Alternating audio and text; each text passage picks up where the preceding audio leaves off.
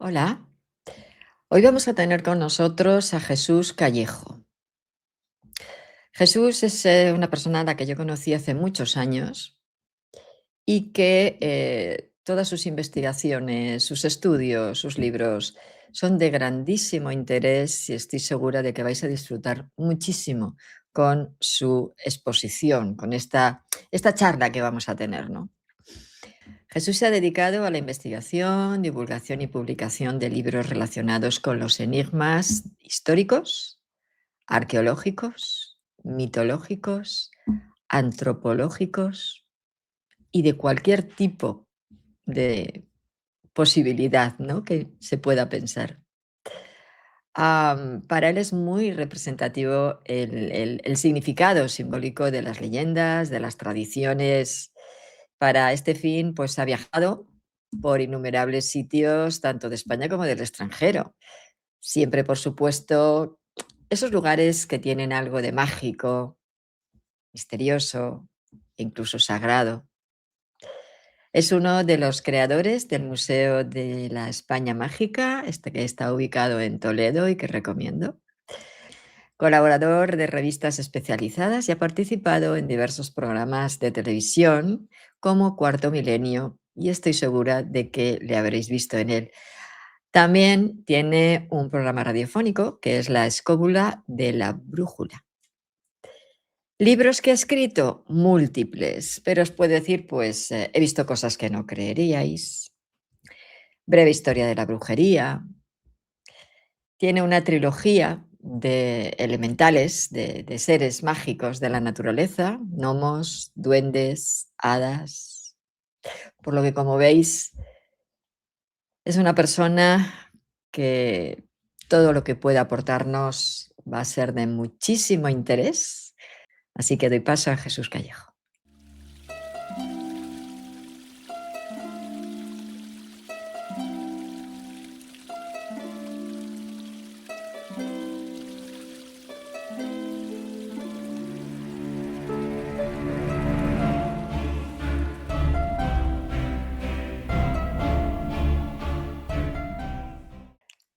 Muy buenas, ¿qué tal? ¿Cómo estás, Jesús? Estoy encantada de tenerte conmigo en esta tu casa.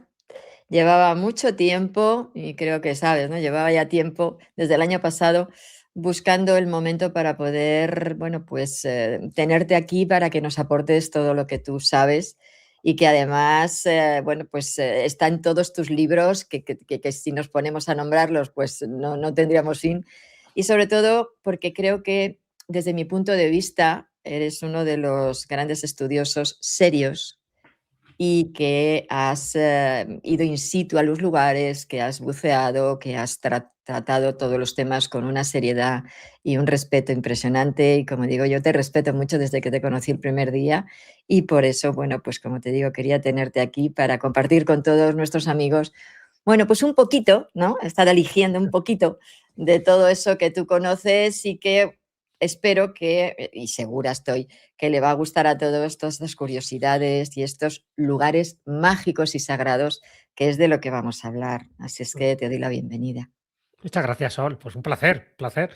Ya lo llevábamos planeando hacía tiempo y al final, pues los astros se han conjugado para que podamos coincidir en este espacio-tiempo y bueno, y disfrutar con temas que nos apasionan, como es este, ¿no? El de los lugares mágicos. Sí, los lugares mágicos es que tienen algo que en personas sensitivas pues lo tenemos más claro, pero aún no sensitivos, hay mucha gente que sí percibe en determinados lugares algo que no sabrían describir, ¿no? Y Mm, eso es muy bonito porque como introducción me gustaría que explicaras un poco por qué en determinados lugares se mm. tienen que, eh, siglo tras siglo, porque esto viene desde la prehistoria, ¿no? O eón tras eón, como quieras ponerle ya el nombre, siempre en los mismos lugares. ¿Por Mm. qué hay ahí y qué sucede? Aunque luego vayamos viendo algunos, pero un poco para ubicar, ¿no? ¿Qué pasa ahí? Bueno, pues por eso se llaman lugares mágicos, a veces se les llama lugares sagrados, a veces lugares de poder. No siempre es lo mismo, aunque hay veces que coinciden esas tres denominaciones, ¿no? Y claro, para que un lugar lo consideremos sagrado o mágico es porque tiene que producirse una serie de elementos, no basta solo uno. Son lugares donde el ser humano transmuta y trasciende, ¿no? De alguna forma. ¿A qué me refiero con eso? Donde hay tipos de energías que se aprecian y se detectan y se sienten de una manera muy potente, a diferencia de otros lugares que a lo mejor están 10 metros más allá, ¿no? Ujú, Y por eso el ser humano antiguamente, que tenía unos conocimientos mayores de los que nos imaginábamos, sí que detectaba estos sitios para construir o para señalarlos, como si fueran una especie de mojones energéticos y telúricos. De ahí un poco muchos de los menires, en fin, todas las construcciones megalíticas se hacían en sitios muy concretos con lo que eso conllevaba, porque claro, desplazar una roca, una piedra de 20 o 30 toneladas, no lo haces si no vas a buscar un fin determinado, ¿no? Y ujú, muchos menires se llama un poco la acupuntura de la tierra, es decir, tenían unas finalidades astronómicas pero también de agricultura, porque también sabían canalizar un poco ese tipo de energía para que pues eso, los productos o las siembras que tú hacías allí fueran más fructíferas. Y luego, pues hay lugares donde lo que se construyen son templos sagrados para la veneración de un dios determinado para hacer rituales. Y claro, no por casualidad, en esos lugares, por ejemplo, donde un templo romano se construía en honor a las ninfas, por ejemplo, pues ujú. no era extraño que posteriormente los visigodos también allí construyeran su iglesia. Y no es extraño que luego, en la época románica, se construyera allí una catedral y que en la época gótica se construyera una catedral gótica en el mismo lugar, cuando arquitectónicamente es contraproducente construir en un mismo lugar porque tienes que derribar todo lo que había anterior. Claro. ¿Por qué se hace en ese sitio? Porque ahí se considera que es donde emanan o fluyen ese tipo de energías divinas, Ujú. cósmicas, pero también telúricas, y donde el ser humano transmuta y trasciende. Y entonces se consideran lugares mágicos en general, lugares sagrados, si realmente hay un templo dedicado a un culto determinado, o bien pagano o bien cristiano, porque la sensación de que cuando tú entras allí estás entrando en una especie de máquina, ¿sabes? Energética, donde confluyen muchísimos elementos que sirven para tu propio desarrollo personal y espiritual. Por eso son sitios de peregrinación. O sea, la gente no recorría 100 o 1000 kilómetros para nada, ¿no? Pensaban que exactamente el estar en contacto con esa reliquia, con esa tumba del santo o con Ujú. ese templo dedicado a un personaje venerable, te producía una serie de beneficios. Y por eso se Claro. buscaban estos lugares de peregrinación. Los de Tierra Santa son como los más conocidos, pero hay muchos más. El Camino de Santiago se hace para eso. Se encuentra una tumba supuestamente de Santiago Apóstol y a partir de ahí se crea todo un camino que tiene unas Ujú. connotaciones culturales, pero también espirituales. Y la gente recorría desde Francia hasta allí, jugándose la vida, pues recorría ese camino etapa por etapa, según el Codex Calixtino, porque pensaba que le iba a dar una serie de beneficios físicos, porque mucha gente iba ya con problemas físicos, sobre todo en base a a la alimentación, y también espirituales, y encontraban muchos de ellos esa sanación o esa especie de alivio, ¿no? Tanto mental como físico.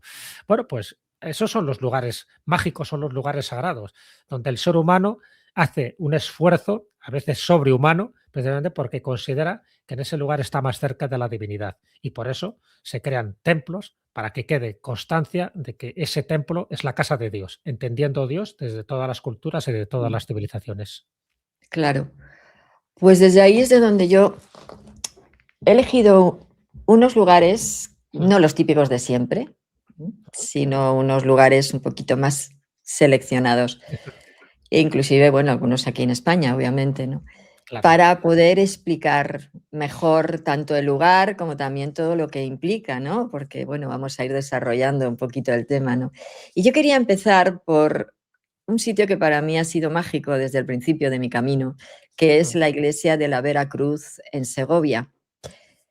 Esta iglesia, yo he ido un montón de veces, claro, me sé la historia, pero yo quiero que tú nos la cuentes desde mm, tu visión y desde tu conocimiento para poder explicar también y relacionar no solamente el edificio, que vale, está ahí, sino toda la simbología que tiene estos lugares, independientemente de dónde están mm, construidos, cómo son construidos. No es de cualquier manera. Cada detalle, cada símbolo, cada forma tenía su porqué y sobre todo más en la línea, por ejemplo, ¿no? En este caso templaria, bueno, o en otras creencias, pero siempre había un trasfondo que va mucho más allá del puro edificio, obvio, ¿no? Entonces, vamos a empezar, si te parece, por esta iglesia de la Veracruz, que tiene mucha magia Mm. y que a mí me gustaría, bueno, que nos compartieras todo lo que para ti es relevante sobre este lugar.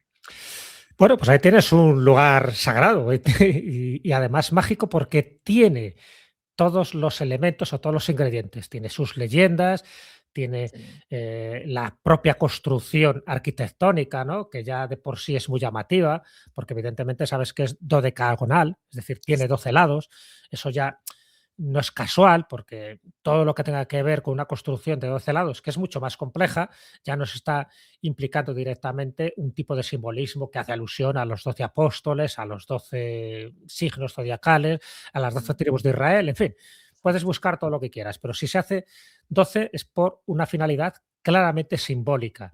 Pero es que además se hace un poco a imagen y semejanza del Santo Sepulcro de Jerusalén, que estamos hablando de uno de los epicentros más sagrados de Tierra Santa, ¿no? Donde la gente iba precisamente en peregrinación. Entonces, ese modelo de construcción se copió en otras partes de Europa y en concreto de la península ibérica. Y la Veracruz ujú, es uno de ellos, con lo cual eso ya nos está indicando que la propia forma constructiva que tiene ya de por sí nos está indicando claramente que está como copiando un modelo arquitectónico que consideran que reúne precisamente ese elemento energético suficiente para que lo que se da en el interior de esa iglesia, de esta ermita, lo que se da se potencie. Es decir, porque hay un edículo en el interior, además octogonal, una vez, fíjate que el 8 dentro de la simbología cristiana significa la resurrección, exacto. y luego la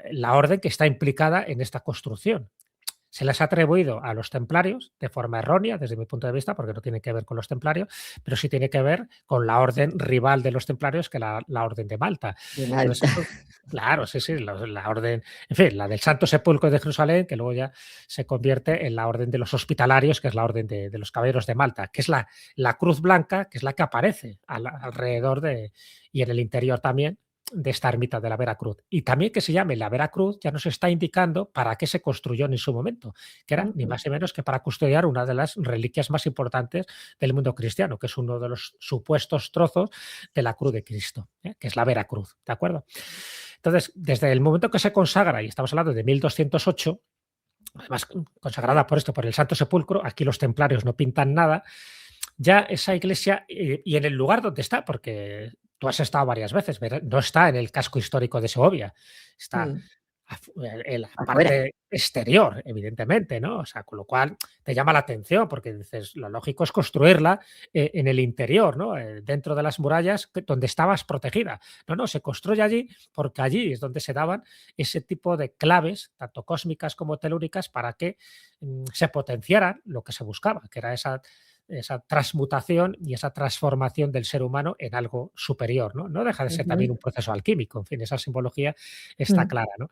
Así que bueno, pues ahí estamos, esa Veracruz para custodiarla y que luego, evidentemente, todo lo que se origina alrededor. De hecho, hay incluso leyendas de maldición. Hay una que se le atribuye a los ajá, templarios diciendo que, bueno, pues que hubo un templario que cayó muerto y que los grajos pues le sacaron los ojos. Entonces hubo el gran maestre templario soltó una maldición diciendo que los grajos no se volvieran a posar por allí en esa ermita de por vida.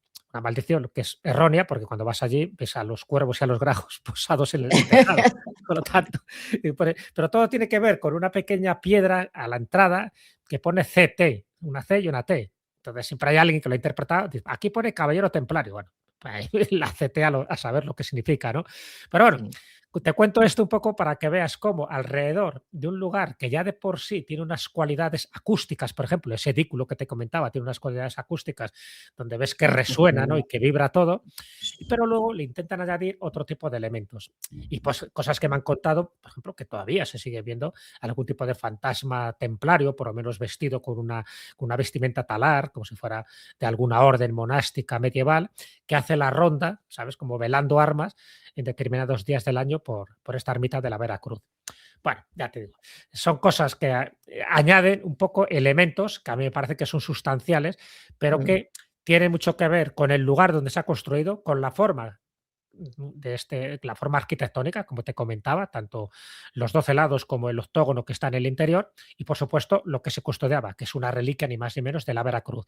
Y todo eso es lo que hizo que tanto hospitalarios como otro tipo de órdenes más o menos secretas, esotéricas, se reúnan allí de vez en cuando para hacer sus rituales que, que algunas veces la Iglesia no ve con buenos ojos, ¿no? Porque consideran que está más cerca del paganismo que del cristianismo. Pero en definitiva son lugares donde entras en contacto con la energía latente de ese lugar. Y estamos hablando de un lugar desde el siglo XIII en adelante. O sea, que imagínate la Ujú. cantidad de siglos que acumula eh, anécdotas, incidencias y sobre todo, pues muchas curiosidades que tienen que ver con ese mundo donde lo espiritual se une con lo material. Y sobre Mm. todo también en la parte más alta de ese edículo que te decía, que dicen que era un lugar donde los caballeros, en este caso de Malta, hacían una velada de armas, que es una forma de decir que es un trabajo iniciático, precisamente para ponerte en contacto con el espíritu del lugar, con el genius loci que llamaban los romanos, porque ese lugar, sin ninguna duda, tiene su espíritu tutelar. Claro. Pero fíjate, también comentan que, por ejemplo, en el 15 de agosto entran la luz del sol directamente por la posición hacia lo que es el altar mayor, ¿no?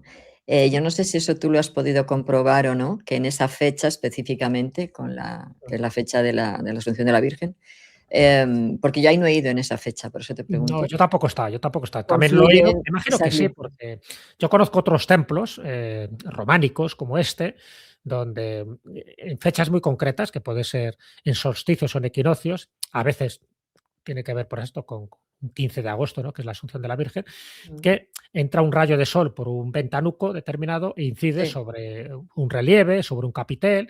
En fin, esto en San Juan de Ortega, por ejemplo, en Burgos, en muchos sitios, sí que se conoce como la luz equinoccial, ¿no? Porque normalmente se suele dar en los equinoccios. Yo lo he visto en muchísimos lugares, ¿no? Tanto en Burgos como en León, como en Palencia. En este día concreto que me comentas no he estado, pero no es extraño porque cuando se construía algo de esto, se buscaba precisamente la orientación astronómica adecuada. Y Claro. esa orientación astronómica estaba en función, muchas veces, de la advocación a la que estaba destinado ese templo, en este caso es la Veracruz, pero hay otros, por ejemplo, que está destinado a la Asunción de la Virgen, y justo el día de la Asunción, ese rayo de luz, por lo menos en su momento original, me refiero, cuando se construyó, porque luego ya sabes que se hacen reformas y añadidos y Ya. entonces ese giro de la luz ha cambiado. Pero en su momento original incide sobre la imagen, por ejemplo, de la Virgen o sobre un capitel donde se ve, por ejemplo, la anunciación, ¿no? Y cómo se produce todo ese evento, una especie de tipo cómic que aparece reflejado en varios capiteles, como en este que te comento yo de San Juan de Ortega. Entonces, bueno, pues yo creo que es muy interesante siempre tener en cuenta que este tipo de construcciones tienen una orientación específica para que en un día determinado del año, que ya te digo que puede ser Mm. los equinoccios, que puede ser los solsticios, que puede ser el día de la Asunción o que puede ser el día del martirio del santo de turno, incida un rayo de luz como para resaltar que nada es casual. Y efectivamente, cuando uno tiene abiertas las puertas de la percepción, te empiezas a dar cuenta de que nada, absolutamente nada es casual. No, no, eso está clarísimo. Fíjate que una de las veces que fuimos, por lo que dices del sonido, es impresionante cómo, porque claro, es como un árbol central, que es el pilar central, y que abajo está la aparente como símbolo. Se dice que sí puede simbolizar como si fuera la cueva, no interna, ¿no? Como esa primera planta baja, arriba, pues como el punto de la iniciación, que a veces lo relacionan, ese altar con un sarcófago, con un arca, por la forma que tiene, y arriba ese ventanuquillo, que son tres habitaciones arriba que no se saben muy bien para qué son, pero que pudiera ser como ese último momento en la iniciación, ¿no? Del Exactamente. caballero en el que está un tiempo consigo mismo, 3 días en el que no puede bajar y está encerrado y toda esa historia, ¿no? Eso Claro, es. eso es un rito iniciático y el que también va muy ligado a este tipo de construcciones. Totalmente. Pues, de hecho, eso también se ha visto, por lo menos en otro tipo de templos, más o menos de la misma época. Es verdad que en el siglo XII hay como un relanzamiento de este tipo de templos, pero siempre con una finalidad, ya te digo, como muy mágica, Sí. ¿no? Muy trascendente. En San Badelo de Berlanga, por ejemplo, también lo he encontrado, en Soria, donde también tiene una columna central que tiene forma de palmera y justo encima de la palmera hay un edículo donde también se comentaba un edículo que cabe alguien en cuclillas prácticamente, Sí, ¿no? O sea, sí, sí, entonces, son chiquititos. claro, no sé si lo conoces, ¿no? San Badelo de Berlanga, además que No, no le conozco, ese no. tenía unas pinturas en la pared, unos frescos que fueron arrancadas y vendidas, ¿no?, al Entiendo. extranjero en los años 20 del siglo pasado. Bueno, estas burradas que se hacían, ¿no?, porque no se Es una valoraba pena. lo que se tenía, pero bueno, aún así queda como la sombra en las paredes de esas pinturas que había. Entonces, Claro, hace un efecto muy, muy curioso. Muchas pero es fueron una pena. recuperadas, y ahora mismo están en el Museo Arqueológico. Bueno, pues hay una columna central que tiene forma de palmera y ahí encima de esa palmera, por decirlo así, hay un Mm, edículo. ¿Qué finalidad tiene? ¿Guardar algo? Bueno, pues puede ser, ¿no? Pero podría ser también ese recogimiento, ese velar armas del caballero de turno sí, para tener esa noche iniciática, ¿no? Esa especie de noche oscura del alma y salir como reforzado, salir el hombre nuevo, ¿no? Que en el fondo es lo que hacen este tipo de ritos iniciáticos. Además, San claro. Basilio de Berlanca también tiene una fuente al lado, que dice que tiene aguas terapéuticas. Mágicas. Mm, Está construido sobre una cueva, es decir, una cueva eremítica donde antaño pues, los eremitas ahí se recogían y se refugiaban y justo, mira tú por dónde, lo construyen en ese mismo lugar.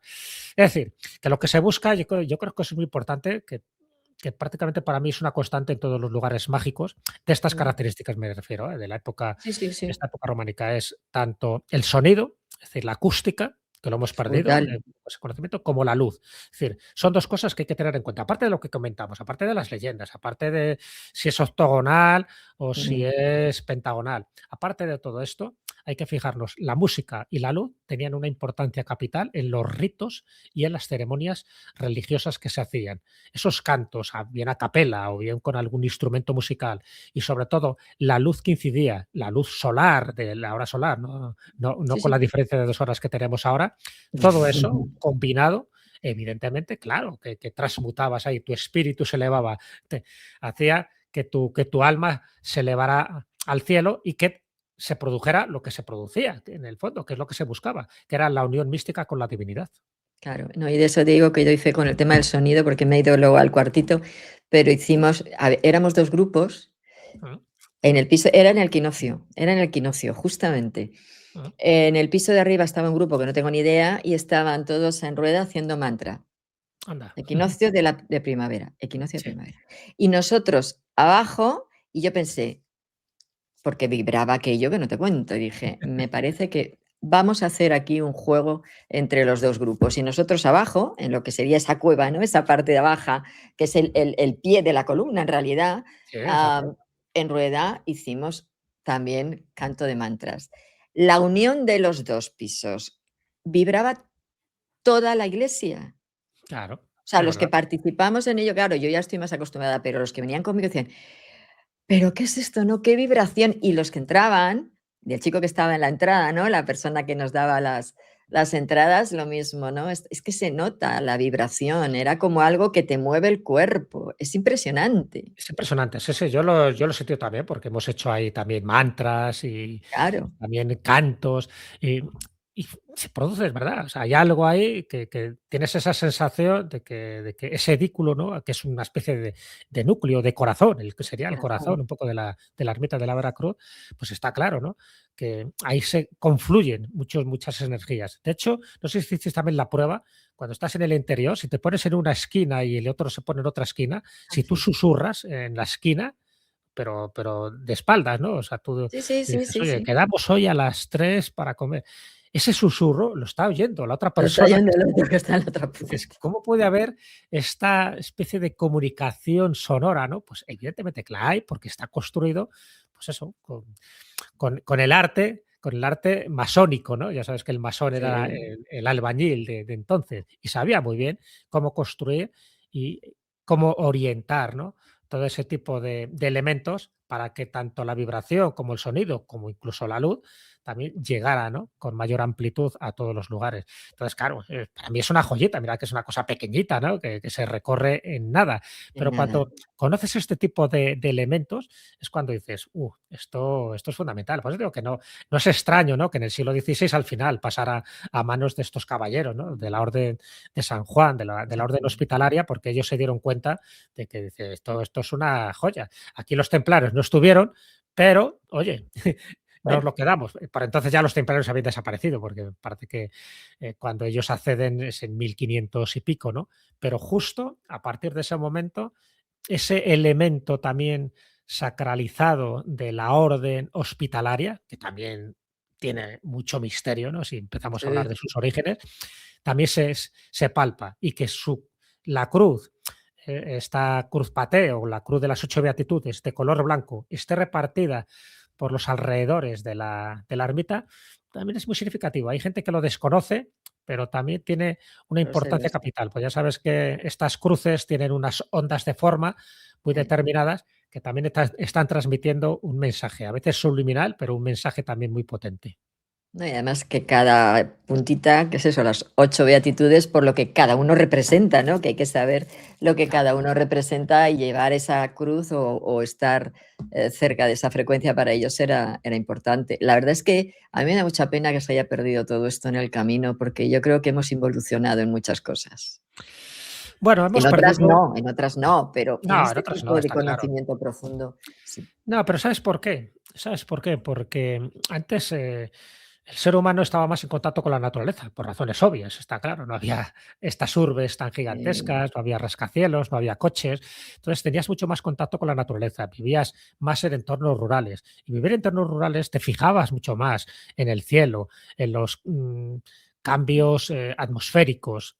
Y entonces es como que escuchabas, por ejemplo, el canto de los pájaros, sabías perfectamente en función del movimiento de los pájaros y de los trinos de los pájaros, si se avecinaba una tormenta, si todo estaba tranquilo, si iba a llover o iba a nevar en tal momento. Es decir, esa conexión con la naturaleza la hemos perdido. Entonces, al perder esa claro, conexión, pues está claro que hemos perdido también mucha información. Entonces, mucha de esa información es ahora cuando se construye una iglesia, imagínate, una iglesia moderna, se construye en cualquier lado, es decir, donde te dejan construir. Antes no, antes da igual. no construías una iglesia donde te decía el cabildo, donde te decía el ayuntamiento. La construías donde tú sabías, de forma geomántica o forma astrológica, el lugar más propicio, ¿no? Ahora no. Entonces, claro, no es lo mismo construirla al tuntún sin tener esa orientación este-oeste, que es como debería tener la Mm, orientación las iglesias, la orientación canónica, ya sabes. mm. Entras por el oeste, entras por la oscuridad y vas directamente hacia el Vas a la altar, luz. el este, que es donde está la luz, donde está Dios, donde está Cristo, donde está una determinada advocación de un santo o de una santa. Todo eso se ha perdido. Entonces, bueno, por suerte nos queda mucha información, nos quedan los lugares, no se han destruido, todavía se mantienen.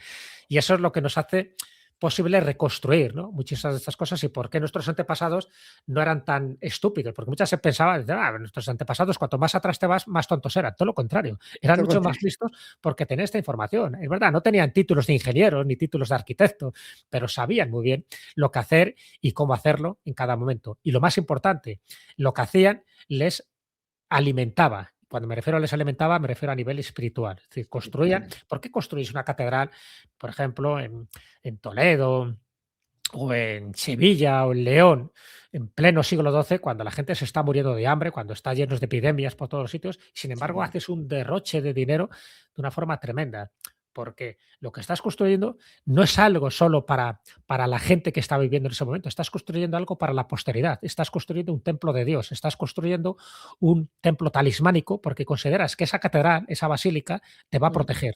Te va a proteger a ti, a los que están viviendo en ese momento y a las generaciones Pues que posteriores.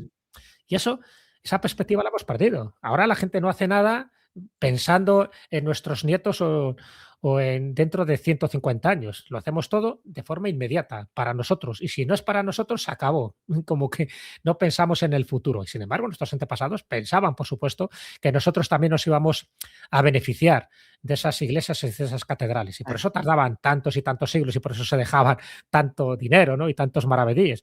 Pero porque pensaban y estaban totalmente convencidos que lo que estaban haciendo era algo para la mayor gloria de Dios. Entendido claro. Dios, como aquello que nos alimenta a nivel espiritual, porque todos, absolutamente todos en aquella época, creían en la vida después de la muerte.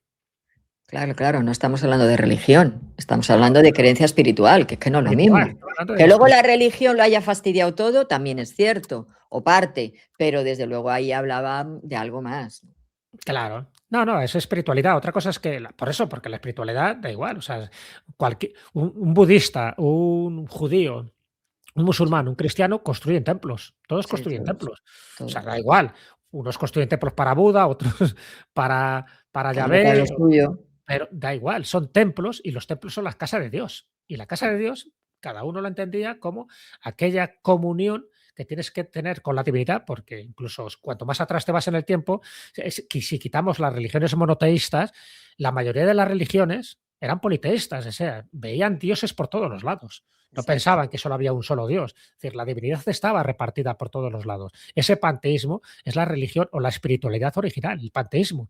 Tú veías la divinidad en todo, en una brizna de hierba, en un árbol, en una nube, en el canto de un petirrojo, en, en una ola del mar, porque pensabas que todo estaba insuflado, ¿no? Por esa especie de por espíritu ese vital y halo. ese espíritu místico. Bueno, Mm, eso lo hemos perdido. Nos volvimos más materialistas y eso pues, acarreó una serie de consecuencias bastante negativas para el ser humano, sobre todo a partir del siglo XVIII, con la Ilustración, con sí, el siglo de la razón.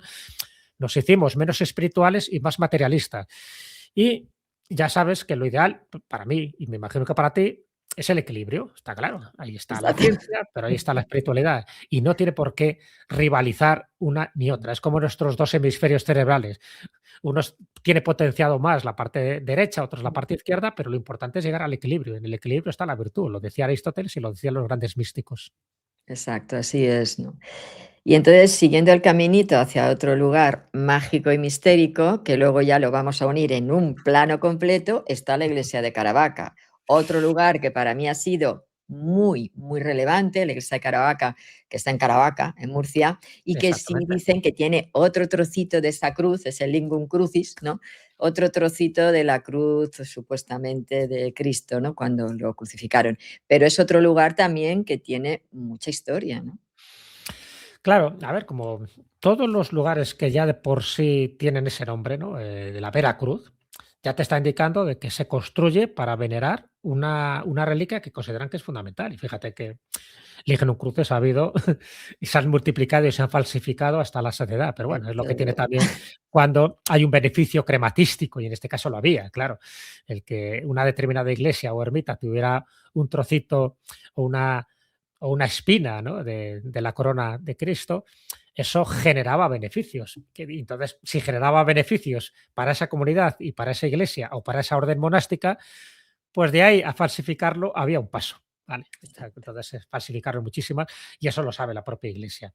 Pero bueno, hay algunas que tenían una especial importancia y por eso se construyeron los templos que se construyeron. En este caso, pues ni más ni menos que, fíjate, lo de la Cruz de Caravaca. Pero eso tiene que ver no tanto porque allí hubiera un peregrino que dejara su Ujú. reliquia, sino ya sabes que tiene que ver con una leyenda muy llamativa, ¿no? En fin, como todas las leyendas, tienen un pozo de verdad. Otra cosa son los añadidos que se hacen posteriormente.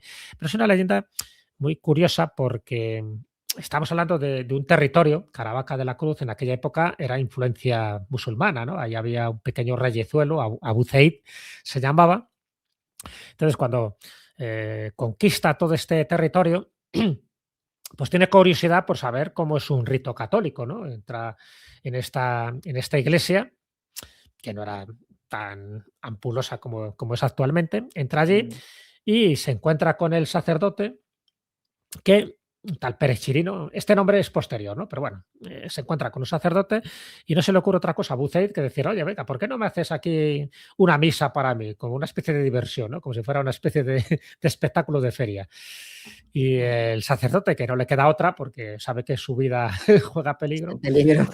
claro, pues dice, bueno, venga, pues yo te hago una misa, pero es que me falta un elemento esencial, que me falta una cruz para poder hacer esta misa. Entonces, bueno, ahí es cuando dice que cuando se produce esta ceremonia, de manera milagrosa, esa cruz patriarcal, porque es una cruz que sabes que tiene Sí, es dos escabelos, patriarcal. claro, es una cruz patriarcal, aparece llevada por dos ángeles, entra allí por la ventana y se posa directamente en el altar y claro, bajo el asombro de todos los allí presentes, primero por el cura, que no se lo esperaba, y por supuesto por Abu Zeid y toda su corte, que se quedaron totalmente asombrados de este milagro, ¿no?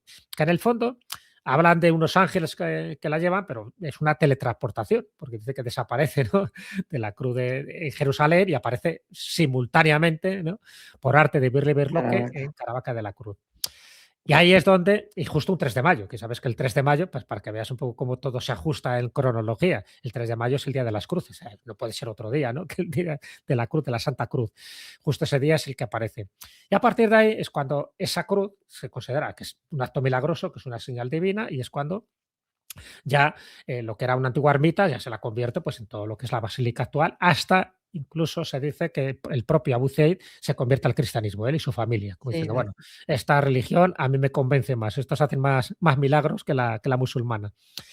Bueno, son añadidos que, ya te digo, con independencia de la credibilidad que le queramos dar, que es poca, ¿no? Me refiero, pero sí en cuanto a que hubo algún acontecimiento importante y sobrenatural que dejó huella en el inconsciente colectivo para que se construyera esa basílica. Y algo que es más interesante, para que luego ese objeto permaneciera allí, ¿no? Es el lignum crucis, porque decían que esa cruz patriarcal estaba hecha ni más ni menos que del leño en el que fue crucificado Jesucristo. sí, porque la cruz patriarcal no es la cruz cristiana, tiene Claro, otro brazo más. exactamente, sí, sí, no es la cruz latina, por decirlo así, ¿no? Tiene otro brazo Mm, más, que es la cruz de Lorena, que también se llama, en fin. La cruz ujú, patriarcal es de los lugares donde hay un patriarca, ¿no? Que era en Constantinopla, que era en Jerusalén, que era mm. en Roma, es decir, que es un tipo de cruz que solo podía llevar determinadas autoridades eclesiásticas, ¿vale? Por eso dice que desaparece de Jerusalén y no desaparece de otro lugar. Tiene que ser una cruz importante. Cada cruz tiene su simbolismo. Dentro de las cruces podríamos hablar también largo y tendido. Por lo que hemos hablado, de los templarios utilizaban los templarios y los hospitalarios no utilizaban solo una cruz, utilizaban la cruz paté, la cruz latina, la cruz tau, la cruz griega, la cruz de las 8 beatitudes. Sí, cada cruz tenía un significado y un simbolismo determinado, ¿no? Incluso la cruz de las 8 beatitudes para los templarios les servía de código secreto, ¿no? Porque Mm. luego sabían cómo utilizarlo para mandar mensajes encriptados gracias a la cruz. Pero bueno, eso es otra historia. Entonces, lo interesante de Caravaca de la Cruz, y creo que tú te habrás fijado, es el óculo que llaman. O sea, una cosa es la leyenda, por cierto, ya sabes que el Lignum Crucis que hay ahora en Caravaca de la Cruz no es el original porque lo robaron. Entonces, hubo Vale. un ¿A robo qué ahí, trocito? estas cosas que pasan, ¿no? Entonces, el Vaticano hace unos cuantos años le ha entregado otro Lignum Crucis de los muchos que tiene. Ya sabes que el Vaticano abre el almacén y dice, elige el que quieras, ¿no? Bueno, pues tiene uno. Exacto. Pero no es el original porque fue robado, ¿no? En el siglo pasado. Pero el óculo a mí es lo que más me llamó la atención, porque bueno, esta historia ya la conocía, en fin, esto que te acabo de comentar, lo de los ángeles, la iconografía es posterior, la leyenda Ujú. original no habla de ángeles, habla de que se materializa esa cruz patriarcal, pero no habla de ángeles. Los ángeles es algo posterior que se añade y así aparece, por ejemplo, pues cuando tú ves la imagen de la cruz, ves que alrededor hay un par de ángeles. Eso es posterior también. Pero lo del óculo es muy llamativo porque supuestamente es por donde entra, ¿no? La cruz, pero es que el óculo está en una capilla que es del siglo XVI, por lo tanto no es ni siquiera coetánea porque el milagro ocurre en el siglo XIII. Pero esa capilla, es que diga, ese óculo, que es un óculo opaco, tiene una serie de letras, una serie de inscripciones alrededor, ¿vale?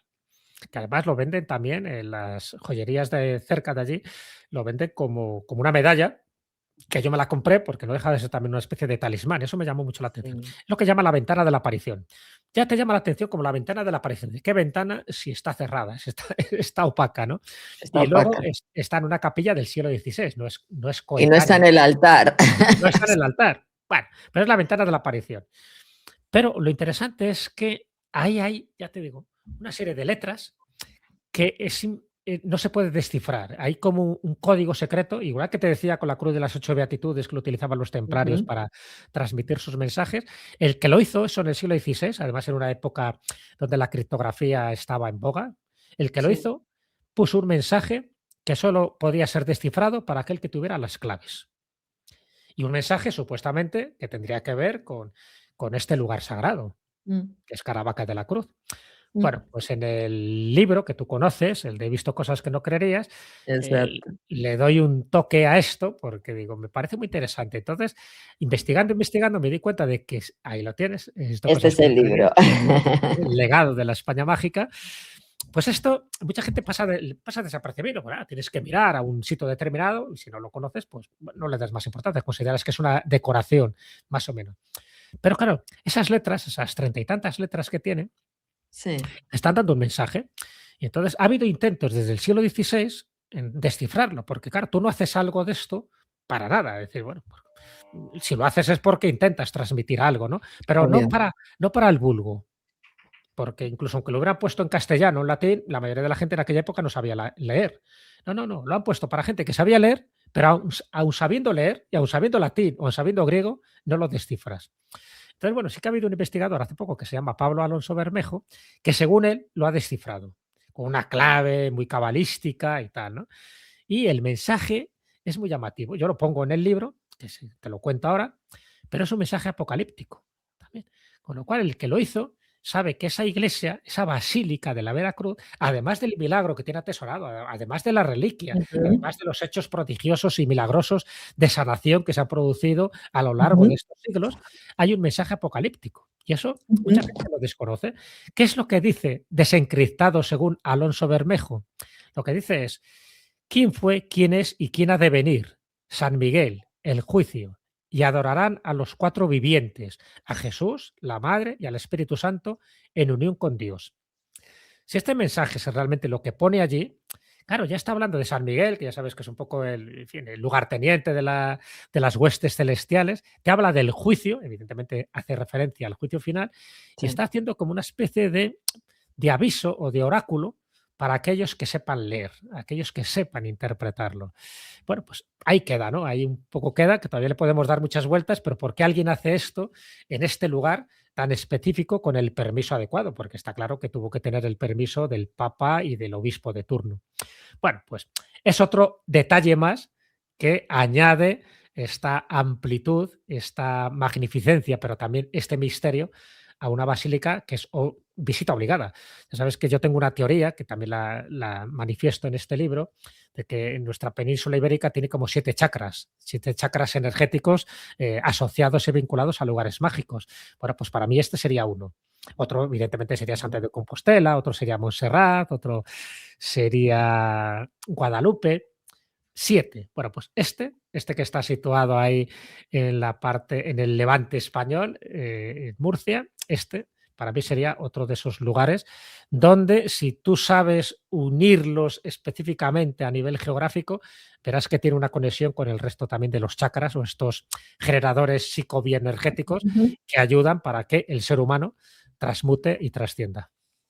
Sí, estoy de acuerdo. Yo eso lo he trabajado en Egipto, con el Ah, tema de sí, los también, chakras, también lo tienes. buscando en los templos, uniendo cuál es cuál, o sea, es impresionante el trabajo, ¿no? Y en este sentido, me viene también a la cabeza el tema de esta unión entre unos lugares y otros en los que todos tienen esa base energética, aunque es una teoría de otra persona, pero tú hilas en algo con Enrique Raos Corbacho, con el tema de ese árbol de la vida, esos lugares también en el que está, por supuesto, Caravaca, por supuesto está Segovia, es decir, están estos dos lugares, pero muchos más en España. Hay algunos que podrían tener que ver con esta teoría, ¿no? De que pudieran hacer esta formación de cábala, que, bueno, independientemente de si eran lugares donde había tesoros, no tesoros o lo que fuere. Yo me refiero a nivel de lo que estamos hablando, que es más profundo, energético. Sí, a ver, para mí es una teoría muy, muy interesante. Además, es un buen amigo que sé de su seriedad y de su forma de investigar muy rigurosa, ¿no? Que es Enrique Ramos. Además, es muy sensitivo también, en fin, utiliza el método del emisín, que tiene que ver con el método Monroe. Es decir, a Sí. través de los sonidos binaurales entras también en un estado ampliado de conciencia y eso te produce o te proporciona una información que por los conductos sensoriales normales no consigues, ¿no? Entonces, bueno, pues ya te digo, para mí es la seriedad que tiene este chico, le conozco de hace un montón de años, es un gran amigo, y él tiene esta teoría, ¿no? Lo del árbol de la vida relacionado con los templarios y relacionado con los lugares, de ciertos lugares de los templarios, donde tuvieron sus encomiendas o donde tuvieron, en fin, sus casas, y que todos ellos estaban relacionados con la custodia de una reliquia evidentemente cristiana, que en este caso sería claro. del Lignum Crucis, claro. Entonces, los templarios sí que tenían un conocimiento superior, o sea, aparte de ser una orden Mm, monacal y una orden militar, también tenían unos conocimientos muy superiores a órdenes religiosas de su época, porque se conectaban mucho con los musulmanes y con los judíos. Es decir, no eran para ellos rivales, sino todo lo contrario. Se mm, transmitían un tipo de información muy interesante.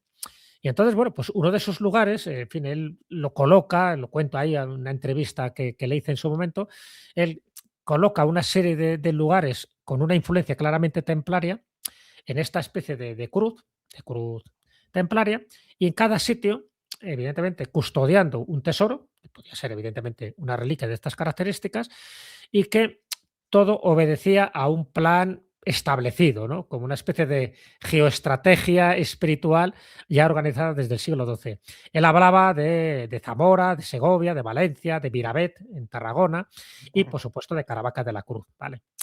Entonces, él cuando dispone todos estos lugares, ¿sabes? Los va uniendo con líneas rectas, ve que hay una serie de correspondencias y se lleva una sorpresa, porque lo primero que hace es decir, a ver, lugares de influencia templaria, lugares donde supuestamente custodiaban una reliquia, normalmente un lignum crucis, y se lleva la sorpresa de que uniéndolos con líneas rectas forman una cruz latina, en este caso mm. latina, no una cruz Primero patricia, latinas, exacto. exactamente, una cruz latina. Claro, y él dice, esto no puede ser casualidad con estos lugares, ¿no? Y es cuando empieza a buscar una lógica, empieza a buscar como un significado y un leitmotiv. El leitmotiv es el Lignum Crucis, en todos ellos tiene relación con un Lignum Crucis. Que no quiere decir que exista ahora, pero que en su momento existió, o por lo menos se custodiaba, ¿no? Claro, Y, y evidentemente él dice, esta gente sabía mucho más de lo que nos han dicho los caballeros templarios, ¿no? Porque obvio. en el fondo nos están indicando un mapa secreto. Es como el mapa del tesoro de los piratas. Dice, ¿qué más quiere? Entonces, claro, con esta regla de tres, él ha visto que en esta cruz, ya tengo que tiene varios lugares, incluso si la ampliabas, te conectaba con otros lugares que a lo mejor la tradición o la leyenda no te dice que haya un Lignum Crucis, pero que si tiramos del hilo, siguiendo este mapa secreto, pues seguro que ahí encontramos algo que los templarios custodiaron. Que a veces podía ser una virgen negra, porque también las vírgenes negras y los También, templarios, sabes que estaban muy asociados, porque las vírgenes negras, también. curiosamente, vinculadas al culto de Isis, amamantando a Horus, la iconografía católica es muy similar a la iconografía egipcia, Sí. pues también los templarios tenían una especial devoción, igual que San Bernardo de Claraval, con la diosa madre representada en la diosa Isis y, por supuesto, la Virgen María. Bueno, pues esa es un poco la teoría, básicamente lo estoy diciendo muy rápido, Sí. de Enrique Ramos Corbacho y que me parecía tan sugerente y tan apasionante que, ¿por qué no? Yo le decía, ¿por qué no vamos a esos sitios que tú ya has señalado con la cruz, pero que aparentemente no hay un lignum Oh, crucis o no hay un tesoro, pero a lo mejor sí que lo hay? Pero claro, hacía falta tener los permisos, tener el tiempo y tener el dinero suficiente para hacerlo. Pero bueno, obviamente. pero muy llamativo, porque esto nos da una perspectiva más. Esto ya nos puso en el camino Juan García Tienza, ¿te acuerdas que él hablaba también de las correspondencias numéricas y kilométricas que tienen determinados enclaves templarios? Y Sí, para él, uno de los lugares importantes que no hemos mencionado es el Cañón del Río Lobos, ¿no? La ermita de San Bartolomé también. del Cañón del Río Lobos en Soria, y él decía que estaba justo en el centro de los dos cabos, tanto el oriental como el occidental, ¿no? Tanto el cabo de Creus en Oriente como el cabo de Finisterre en Occidente. Y justo esa ermita está en el centro y dice que no podía ser casualidad. Y evidentemente, claro, que no es casualidad. Si tú has estado en la ermita de San Bartolomé, del Cañón del Río Lobos, son, No, es uno de los lugares que tengo tienes que ir. pendiente. Pero, claro, tienes que ir porque, aparte de lo que sabes y has leído y tal, en el momento que vas, tú dices, Es ¿qué distinto, diantres hace una ermita en este lugar? Que claro. ya para llegar ahora tienes que ir adrede, tienes que dejar el coche en un sitio determinado y luego caminar siguiendo el río hasta ese Claro. sitio. Imagínate en el siglo XII. Podías llegar a caballo, bueno, si quieres ir andando, allá tú, ¿no? Pero ¿por qué construyes una ermita en un lugar en medio de la nada, De la aparentemente? nada, ahí está. Aparentemente. Pues claro, que se construye en un lugar que está en el medio de un barranco, de un cañón, con cuevas por todos los sitios, con los buitres y las águilas volando y, por supuesto, pues con una serie de circunstancias que nos permiten asociar la ermita de San Bartolomé, no por casualidad, está bajo la advocación de San Bartolomé, que era un santo favorito de los templarios. Sabes que San Bartolomé muere despellejado, con lo cual a Ay, nivel qué bueno. simbólico es cuando te quitas tu vieja piel para renacer como un hombre nuevo, como una mujer nueva, que es un poco lo que simboliza también el Camino de Santiago, cuando tú llegas hasta, Igual, no hasta Santiago, sino hasta Finisterre, para quemar las botas, para quemar las vestiduras raídas y sucias a lo largo del camino.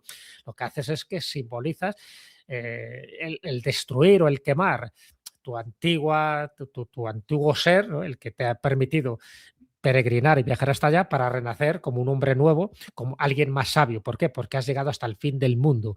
Y, y has luchado contra dragones, contra cuélebres, contra todo tipo de peligros y sin embargo has renacido. Y cuando regresas, regresas como un hombre, como una mujer nueva, porque regresas después del viaje del héroe, regresas como alguien que ha cambiado, como alguien que sigue siendo el mismo físicamente, externamente, pero internamente alguien que eres muy un sabio. diferente. Y por eso luego colocabas una vieira en la casa, o los que hacían el camino a la Meca, también otro lugar de peregrinación, luego colocaban algún objeto en su casa que simbolizaba que habían estado en la Meca, es decir, que habían estado en el Axis Mundi, que habían estado en el ombligo, que habían estado en el lugar donde ellos por fin habían encontrado su verdadero ser.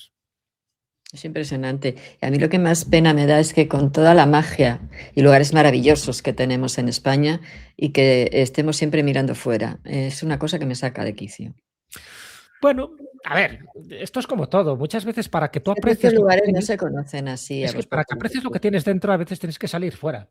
Yo Ya, conozco a mucha gente, eso me pasó a mí también de joven, ¿no?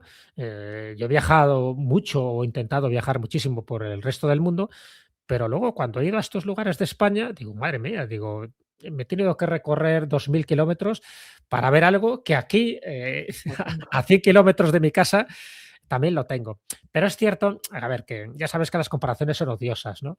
Pero hay veces que tienes que salir fuera para valorar lo que tienes dentro. Sí, Entonces, cierto. porque si solo estás en España, solo has visto lo de España, al final no lo das importancia, porque para ti es lo cotidiano. La gente que Mm. vive, yo qué sé, eh, cerca de San Miguel de Aralar, en Navarra, pues dices, pues sí, es muy bonito el sitio, en esta sierra de Aralar, en Navarra, pero no lo da más importancia. Sin embargo, el que conoce estas claves, ¿no? De las que estamos comentando, dices, Sí. bueno, que el lugar más impresionante, no me extraña que se haya hecho aquí un monasterio y que haya habido aquí también toda una leyenda de Santo Teodoso de Goñi, con las cadenas, con el dragón, con multitud de milagros que se han producido en su interior. Y entonces lo valoras. ¿Pero por qué lo valoras? Porque has estado en otros lugares, a lo mejor fuera de España, que le están dando muchísima importancia mediática y, sin embargo, San Miguel de Ararar no se le da tanta importancia mediática y le da sopas con ondas a cualquier monasterio en Francia, ¿no? Por ponerte un ejemplo.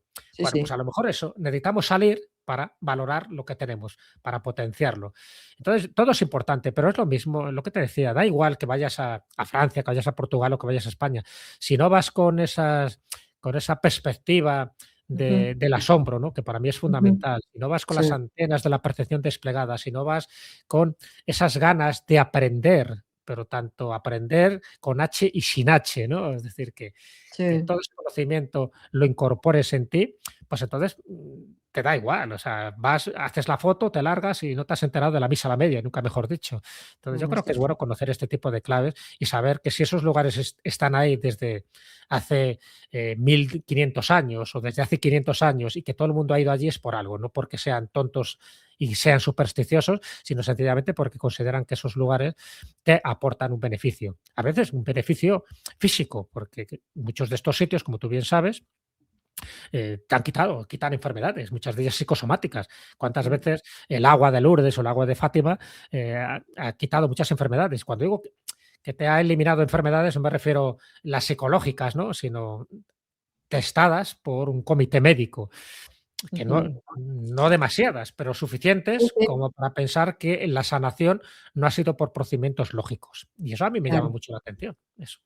No, no, está claro. Y además, y también en lo que estabas comentando, ¿no? Cómo los lugares, si hacemos un estudio más a nivel mapa, ¿no? Más a lo grande, en todos los sitios, cómo al final sí que vas dándote cuenta de que están conectados unos con otros, porque comentamos, bueno, el caso de este hombre, ¿no? De Enrique Ramos Sí. con el movimiento templario, pero luego tenemos, por ejemplo, también, que yo lo conocía en Francia, pero no en España, lo de que hay determinadas catedrales en Francia que forman la constelación de Virgo. Yo eso sí lo tenía claro, ¿no? Como Reims, Chartres, Amiens, Bayeux o Évora. Pero yo no sabía, y eso lo he visto en tu libro, he visto cosas que Que no no quieres. creerías, y claro, está ahí, ¿no? Es que en España también, bueno, según una mujer que lo ha estudiado, ¿no? Vanessa Redondo Payo, pero también he encontrado distintas catedrales, todas ellas, que también estarían ubicadas de manera que podrían encajar en esta configuración, o sea, que habría una relación entre unas y otras, Sí, que sí, sí. tiene sentido que haya relación por lo que tú has estado explicando todo el rato de esta sabiduría de los antiguos. Claro, aquí fíjate que se aplicaría un principio hermético del Kybalión, que es Sí, lo que está arriba es como lo que está abajo. está abajo. Y esto, aparte de ser una frase retórica y muy filosófica y muy bonita, tiene su implicación real. Porque en distintas disciplinas se sabe perfectamente que muchas cosas del macrocosmos están relacionadas con el microcosmos, ¿no? Mm, Eh, Se podrían poner bastantes ejemplos, pero uno de ellos es este, es decir, a ver, si partimos de la base que los constructores de catedrales, tanto románicas como góticas, era gente muy, muy preparada, muy iniciada, que sabían perfectamente lo que hacían, cuándo lo hacían y la orientación de vida, bueno, ¿por qué no pensar dentro de esa rama de la arqueología que se llama astroarqueología, no pensar que la ubicación que tienen estas catedrales también obedecen a un plan, a un diseño determinado, a un claro. mapa? Entonces, bueno, Charpentier, Luis Charpentier, que fue el primero que nos puso sobre aviso en estas catedrales, sobre todo francesas, diciendo, pues claro, él coge la constelación de Virgo y tiene una forma determinada y él dijo, pues bueno, aplicándolo a ciertas catedrales, no a todas, claro, porque si esto con todas no, no le cuadra el diseño, ¿no? Pero aquellas que él considera que son más importantes, ve que, bueno, que de una forma o de otra, todas que están dedicadas a la Virgen, a Nuestra Señora, ¿vale? Todas esas que él elige coinciden con las estrellas principales de la constelación de Virgo. Entonces, bueno, Exacto. él hace esa interpretación, esa teoría, que cuadra y además es como muy fascinante, ¿no? Porque dice, uy, qué bien, o sea, ya no estamos hablando solo de la catedral de Chartres, por ejemplo, de Notre Dame, sino que además está relacionada con otro tipo de catedrales que a su vez están cumpliendo una misión Ujú. que es ejercer como plano terrestre aquello que está reflejando de una forma especular el cielo, ¿no? Lo celeste, en este caso la constelación de Virgo. Bueno, pues aquella teoría que ha dado mucho juego, incluso novelas como la de Javier Sierra, Sí. pues claro, yo me encuentro con este libro, que además es un libro que pasó sin pena ni gloria, porque pues lo que tiene también muchos libros autoeditados, ¿no? Como el caso de esta farmacéutica, por cierto, que es farmacéutica, que es Vanessa Redondo, y ella hace un libro que se llama Virgo en España. Entonces, bueno, yo me pongo en contacto con ella, consigo el libro y veo que su tesis va un poco en esa línea, es decir, es un poco lo de Charpentier, pero decir, bueno, aquí en España tenemos un montón de catedrales góticas. ¿Puede ser que también hayan cumplido ese mismo diseño? Y ella llega a la conclusión de que sí. Primero porque hay lo que decíamos un poco antes de la entrevista, ¿no? La matemática que tiene la naturaleza y que tiene en nuestro planeta, ¿no? La matemática que es el lenguaje de Dios. Hay un número, que es el número áureo, la proporción áurea, el número phi, que se llama, que es el 1,618. Entonces ella ve que todas estas catedrales están construidas bajo ese parámetro, ¿no? Del número áureo en muchas de las capillas interiores que tienen, todo. Y además, ella ve que en determinadas catedrales, no en todas, sí que se podrían asociar a la constelación de Virgo. Entonces, ¿qué catedrales ella busca? Y además con una catedral que sería un poco como el epicentro, que sería la de Burgo de Osma. Fíjate, la de Burgo de Osma, no la de Toledo, no la de No, Burgos, no, la de o no Burgos la de de Osma. la de Burgo de Osma, ¿no? Una catedral de 1232.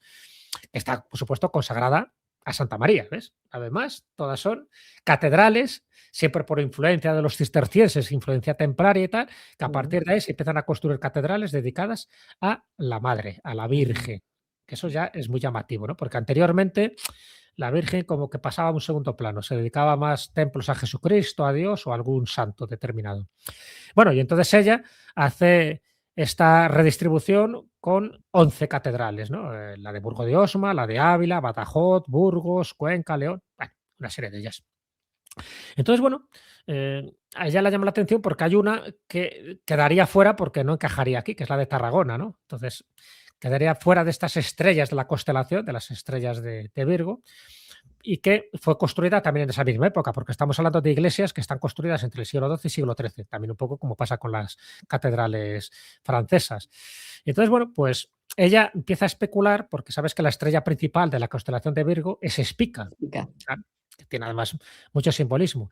Y ella asocia la estrella de Espica con la de Burgo de Osma, y que posiblemente, y es cierto, es una de las más enigmáticas, porque aunque sea de las menos conocidas, es muy enigmática porque se sabe que también hay una construcción también masónica y que hay una serie de claves, poco como lo decíamos con el óculo de Caravaca de la Cruz, que solo Caravaca. lo puedes desencriptar si tienes un poco ciertos conocimientos, ¿no?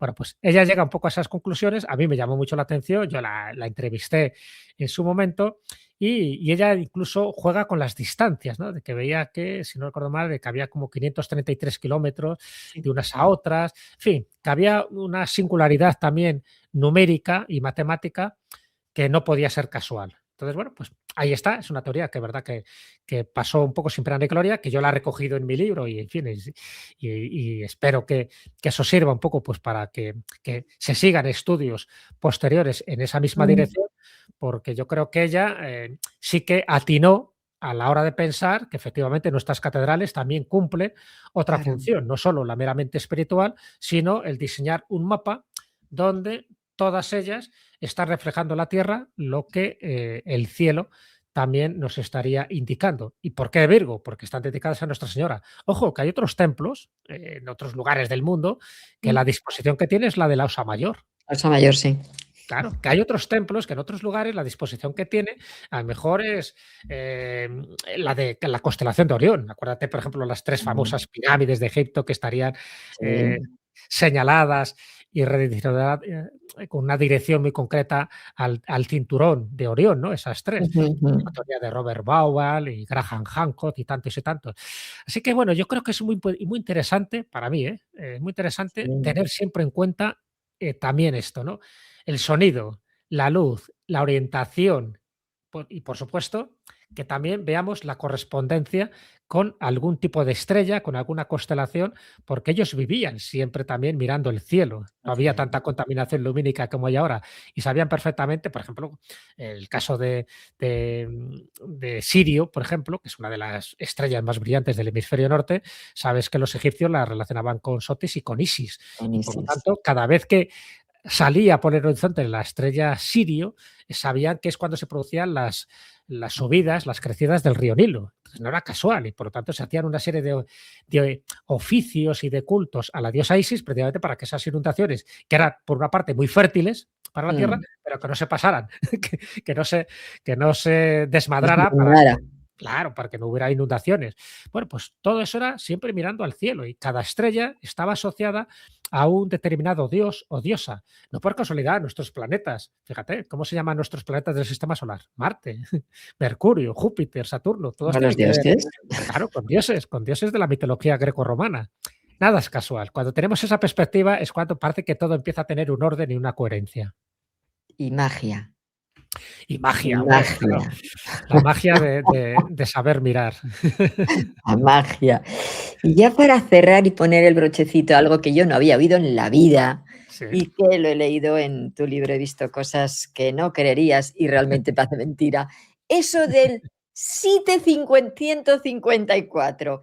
¿Qué es esto? Yo cuando he visto digo, espérate, 145, el digo 145. 145, ahora estoy al revés, estoy disléxica, perdóname, 145. Ah, ¿Qué es esto del SITE 145? Es brutal, ¿no? Claro, lo que he leído, bueno, pero es ¿es una real? teoría, claro. Es una teoría, yo también lo desconocía, ¿no? Ya sabes que, a ver, cuando uno escribe un libro es porque ya tienes información de muchas lecturas, en fin, de viajes, de entrevistas que haces. Y bueno, pues me llamó la atención un poco esta teoría de alguien que yo no conocía en su momento, que luego ya me puse en contacto con él y por supuesto, pues ya tenemos una amistad, aunque vive en Brasil, ¿no? Habitualmente. Ujú. Y me llamó la atención, es Javier Ropero, este es el autor de esta teoría. Además, él es un científico, ¿sabes? Él ha escrito muchísimos trabajos Fíjate. sobre biotecnología, en fin, es alguien que no es, pues eso, alguien que dice, bueno, me voy a dedicar a esto como se puede dedicar al cultivo de las zanahorias, ¿no?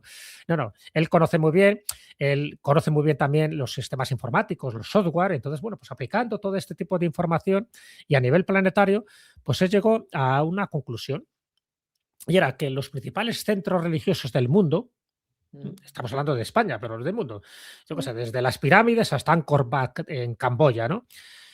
Todas, si tú pasabas unas líneas losodrómicas que él llama, en fin, todas van conduciendo como a un punto central, ¿sabes? O sea, como que todo, al final, partiendo del eje central de cada templo de estos que estamos diciendo, ¿no? O sea, Sí. todos los templos tienen como una avenida, una entrada principal. Entonces, si tú esa línea la prolongas y teniendo en cuenta la curvatura del planeta Tierra y tal, ¿sabes? Pues si trazas esas líneas losodromas, ya digo que Ujú. no es momento de explicar porque yo tampoco lo entiendo muy bien, todas ellas Son llegan a lo. círculos máximos, sí, es Claro, típico exactamente. Es que tiene matemático, que ver ya. con la curvatura, o sea, tú no puedes coger un La mapa ahora curvatura, de los círculos la máximos, pero Tierra. claro, lo ves en una línea. Si tú lo pones en plano, es una línea. Eso es, eso son las líneas sodromas. O sea, que no es decir, tú coges una recta y dices, bueno, claro, la recta te lleva donde te lleva, no tienes que tener Ah, en bueno, cuenta esa curvatura, ¿no? Entonces él exacto. llega a la conclusión de que todo coincide en un punto determinado que él llama el sitio 145, ¿vale?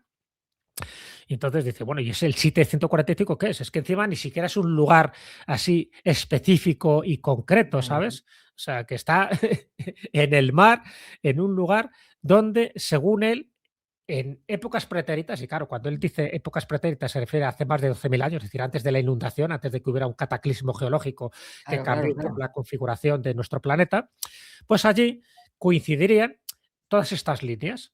Es decir, cuando hablamos, él habla de, por ejemplo, hace el trazo de Stonehenge, hace el trazo de Tiahuanaco, también de Karnak, de, bueno, pues Göbekli Tepe, por ejemplo, en Turquía, Ujú. coge todo este tipo de templos.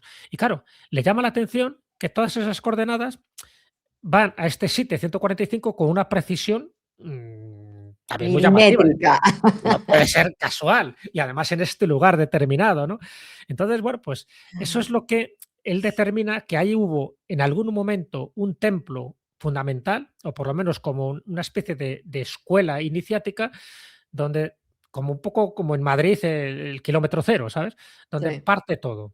Y todo lo que se construyó posteriormente, porque claro, todos estos templos son posteriores a hace 12.000 años. La mayoría de los templos son de hace 5.000 o hace 3.000 años. Pero todos ellos es como que tienen una orientación precisa. Claro, y él determina que esta orientación es este lugar. Entonces dice, bueno, ¿por qué este lugar que está en el fondo del Mar Caribe? O sea, que En el es mar difícil. Caribe, allá, o sea, Claro, ¿qué no pinta sabes. allí? Entonces él dice que si se hiciera, y de hecho él ha mirado también todo tipo de mapas oceanográficos y en fin, ha hecho todo tipo de análisis y se ha dado cuenta que efectivamente allí, si se hiciera algún tipo de excavación subacuática, Ajá. pues sí que se podría encontrar un antiguo templo, pues, que cuando hablamos de 12.000 años es muy anterior, porque 12.000 años es cuando ocurre esta catástrofe y se sabe perfectamente que hubo un meteoro que cayó en la zona del hemisferio norte y que generó pues, la extinción de la megafauna, Ya. que generó la extinción de la cultura clovis, en fin, tantas y tantas cosas. Se sabe que fue hace 12.800 años. Pues quiere decir que esto es anterior a esos 12.800 años. Entonces, en una época donde históricamente ni prehistóricamente tenemos constancia de que hubiera una cultura tan avanzada. Se habla de la Atlántida, ¿no? Pero Mm. podría ser otro tipo de cultura madre. Entonces, bueno, este llama mucha atención, él lo relaciona también con determinadas pinturas rupestres, ¿verdad? Las pinturas rupestres son de hace 30.000, hace 40.000 años, y que muchas, pues a lo mejor estarían haciendo referencia a este lugar, a este sitio 145, como una especie de asis mundi también, de epicentro, de ombligo, donde algo ocurrió allí para que se tomara como kilómetro cero, para que todos los demás monumentos sagrados, lugares de poder, estén orientados de una manera bastante precisa a este sitio. ¿Que hay de verdad o mentira? Bueno, pues ya te digo, él analizó un poco, miró que hay una anomalía magnética a esos Exacto. 4.300 metros de profundidad, que es lo que llama, bueno, pues tiene un nombre también muy específico que no me acuerdo ahora, pero que todo indica de que hay una serie de perturbaciones magnéticas que estarían Ujú. directamente relacionadas con el templo que en su momento ahí quedó sumergido, ¿no? Entonces, si hay anomalías magnéticas es porque alguien altera pues las brújulas y altera pues muchos de los aparatos electrónicos que allí se utilizan. Bueno, es su teoría, faltaría por comprobarla, evidentemente, pero me llamó mucho la atención y también me parece muy fascinante, ¿no? Pensar que la mayoría de estos templos tengan un punto de conexión, ese Axis Mundi que conecta la Tierra con el cielo. Claro, es que dices lo que he leído, ¿no? Que tiene un elevado magnetismo, pero que además está invertido a lo que es los polos magnéticos de la Tierra. O sea, que lleva otra Claro, sí, historia, sí. ¿no? Y puede tener que ver con lo del Triángulo de las Bermudas y todas estas situaciones que se dan por la zona. Claro, podría ser, porque si esto fuera verdad, ya te digo, porque no deja de ser una hipótesis suya, todo basada pues, en la cantidad Ujú. de documentos que él ha manejado. Pero si esto es verdad, pues podría explicar esas ciertas anomalías geomagnéticas que tiene ese Triángulo de las Bermudas. Es verdad que muchos de los desapariciones o de los hundimientos de barcos y de accidentes de aviones, muchos tienen una explicación más o menos racional, pero es verdad que hay otras que a día de hoy Ah, no tienen. sabes muy bien qué pasa y entonces siempre se habla de que hay puntos muy concretos que determina que haya esas variaciones geomagnéticas que en general no deberían afectar a la maquinaria de navegación, pero en otros Que casos sí que le afecta. afecta.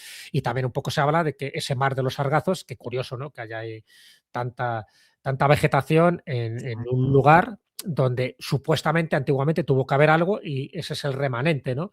De aquella isla que en su momento pues se sumergió. Es uno de los indicios, el mar de los Sargazos, que comentan que pudo haber una isla, llámalo la Atlántida, llámalo como quieras, pero que dejó ese rastro, ¿no? Dejó ese rastro para la posteridad.